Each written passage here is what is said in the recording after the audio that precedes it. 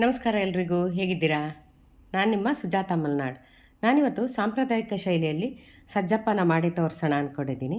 ಸ್ವಲ್ಪ ವಿಶೇಷವಾಗಿ ಇದಕ್ಕೆ ಸ್ವಲ್ಪ ಡ್ರೈ ಫ್ರೂಟ್ಸನ್ನು ಕೂಡ ಬಳಸ್ತಾ ಇದ್ದೀನಿ. ತುಂಬಾ ರುಚಿಯಾಗಿರುತ್ತೆ. ಹಾಗೆ ತುಂಬ ವಿಶೇಷವಾದ ತಿಂಡಿ, ಹಳೆಯ ತಿಂಡಿ ಅಂತಲೇ ಹೇಳ್ಬೋದು.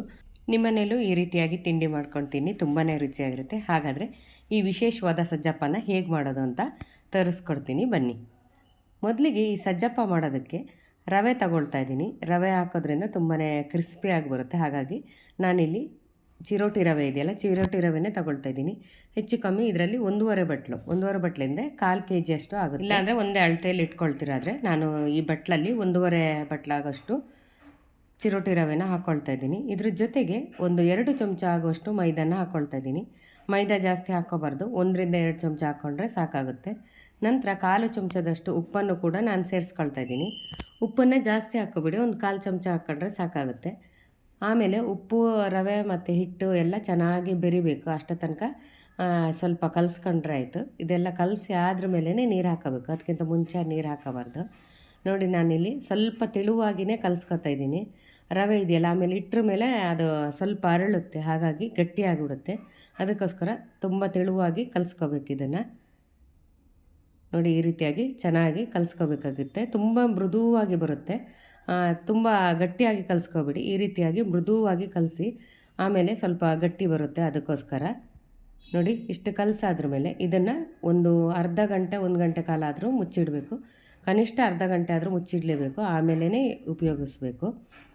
ಈಗ ನೋಡಿ, ಸ್ವಲ್ಪ ವಿಶೇಷವಾಗಿ ನಾನು ಡ್ರೈ ಫ್ರೂಟ್ಸನ್ನು ಹಾಕ್ತೀನಿ ಅಂತ ಹೇಳ್ದಲ್ಲ, 1 ಹಿಡಿಯಾಗಷ್ಟು ಗೋಡಂಬಿನ ಹಾಕ್ಕೊಂಡಿದ್ದೀನಿ, ಅರ್ಧ ಹಿಡಿಯಾಗಷ್ಟು ಬಾದಾಮಿನ ಹಾಕ್ಕೊಂಡಿದ್ದೀನಿ.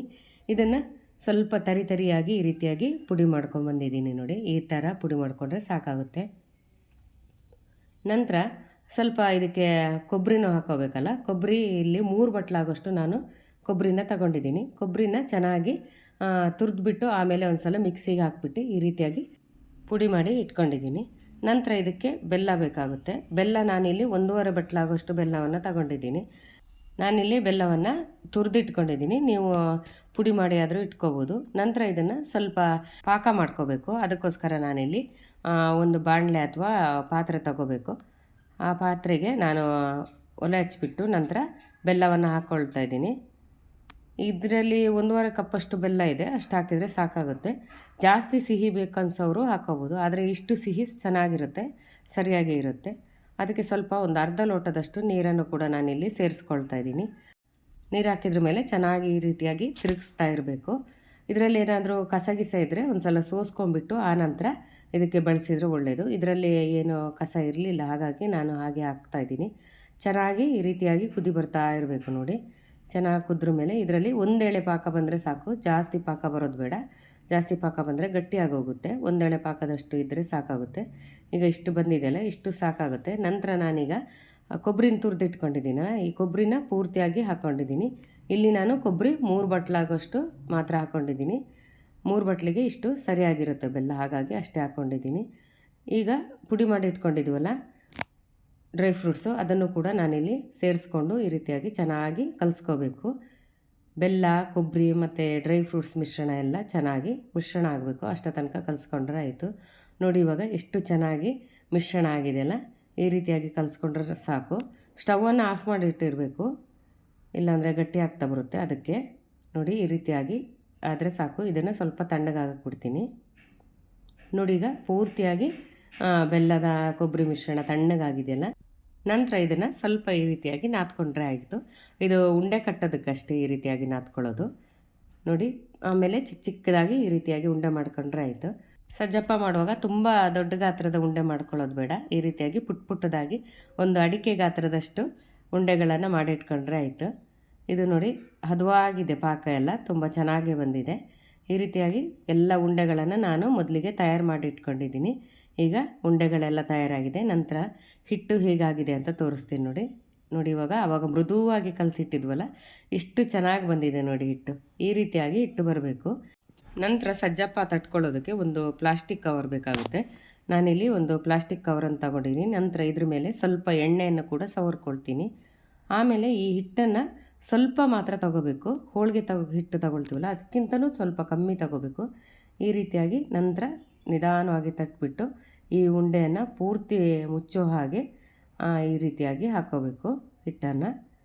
ನಂತರ ಈ ಥರ ಉಂಡೆ ಥರ ಮಾಡಿಬಿಟ್ಟು ಕೈಯಲ್ಲಿ ಸ್ವಲ್ಪ ಈ ರೀತಿಯಾಗಿ ತಟ್ಕೊಂಡ್ರೆ ಆಯ್ತು ಅಷ್ಟೇ.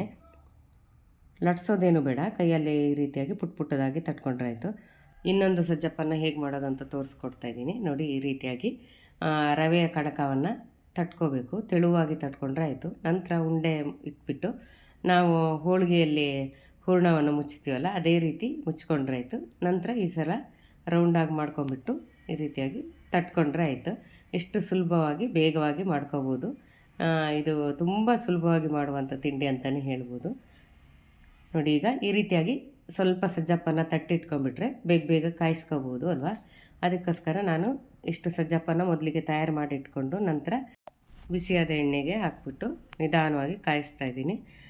ಇದು ಎಣ್ಣೆ ಬಿಸಿ ಆದಮೇಲೆ ನಂತರ ಮಧ್ಯಮ ಉರಿಯಲ್ಲಿ ಇಡಬೇಕು, ಜಾಸ್ತಿ ಉರಿ ಇಡಬಾರ್ದು, ಒಂದೇ ಸಲ ಇದು ಸೀದೋದಂಗಾಗುತ್ತೆ. ಹಾಗಾಗಿ ಈ ರೀತಿಯಾಗಿ ನಿಧಾನ ಮಧ್ಯಮ ಉರಿಯಲ್ಲಿ ಇಟ್ಕೊಂಡೆ ಕಾಯಿಸ್ಕೋಬೇಕು. ನೋಡಿ ಎಷ್ಟು ಚೆನ್ನಾಗಿ ಹೊಂಬಣ್ಣ ಬಂದಿದೆಯಲ್ಲ, ಇಷ್ಟು ಬಂದರೆ ಸಾಕಾಗುತ್ತೆ. ಇವಾಗ ಇದನ್ನು ನಾನು ತೆಕ್ಕೊಳ್ತಾ ಇದ್ದೀನಿ. ಬಣ್ಣ ಎಷ್ಟು ಚೆನ್ನಾಗಿ ಬಂದಿದೆಯಲ್ವ. ಈ ಸಜ್ಜಪ್ಪನೂ ಅಷ್ಟೇ ರುಚಿಯಾಗಿರುತ್ತೆ ಕೂಡ. ಈಗ ಉಳಿದಂಥ ಸಜ್ಜಪ್ಪನ್ನು ಕೂಡ ನಾನೀಗ ಎಣ್ಣೆಗೆ ಹಾಕಿಬಿಟ್ಟು ನಿಧಾನವಾಗಿ ಮಧ್ಯಮ ಉರಿಲಿಟ್ಟು ಕಾಯಿಸಿ ತೆಕ್ಕೊಳ್ತಾ ಇದ್ದೀನಿ. ಜೋರಾಗಿ ಉರಿ ಇಡಬೇಡಿ, ನಿಧಾನವಾಗಿ ಈ ರೀತಿಯಾಗಿ ಇಟ್ಕೊಂಡು ಕಾಯಿಸಿದ್ರೆ ತುಂಬಾ ರುಚಿಯಾಗಿ ಚೆನ್ನಾಗಿ ಬರುತ್ತೆ. ನೋಡಿ, ಈಗ ಎಲ್ಲ ಸಜ್ಜಪ್ಪನೂ ತಯಾರಾಯಿತು. ನೋಡಿದ್ರಲ್ವ, ನಮ್ಮ ಹಳೆಯ ಸಾಂಪ್ರದಾಯಿಕ ತಿಂಡಿ ಎಷ್ಟು ಸುಲಭವಾಗಿ ಎಷ್ಟು ಬೇಗವಾಗಿ ತಯಾರು ಮಾಡ್ಬೋದು ಅಂತ. ಹಾಗೆಯೇ ರುಚಿ ಕೂಡ ಅಷ್ಟೇ ತುಂಬಾ ರುಚಿಯಾಗಿರುತ್ತೆ. ಮಕ್ಕಳಿಗೆಲ್ಲ ಈ ರೀತಿಯಾದ ತಿಂಡಿಯನ್ನು ಮಾಡಿಕೊಟ್ರೆ ಖಂಡಿತವಾಗ್ಲೂ ಅವರು ಇಷ್ಟಪಟ್ಟು ತಿಂತಾರೆ. ಹೊರಗಡೆ ತಿಂಡಿ ಬೇಕು ಅಂತ ಕೇಳೋದೇ ಇಲ್ಲ, ಅಷ್ಟು ರುಚಿಯಾಗಿರುತ್ತೆ. ಖಂಡಿತವಾಗ್ಲೂ ಈ ರೆಸಿಪಿ ನಿಮಗೆ ಇಷ್ಟ ಆದರೆ ನಿಮ್ಮನೇಲೂ ಕೂಡ ಈ ತಿಂಡಿನ ಮಾಡ್ಕೊಳ್ಳಿ. ಹಾಗೆ ಹೇಗೆ ಬಂದಿತ್ತು ಅಂತ ಕಮೆಂಟಲ್ಲಿ ತಿಳಿಸಿ. ಹೋಗಿ ಬರಲಾ, ಇನ್ನೊಂದು ವಿಡಿಯೋದೊಂದಿಗೆ ಸಿಗ್ತೀನಿ.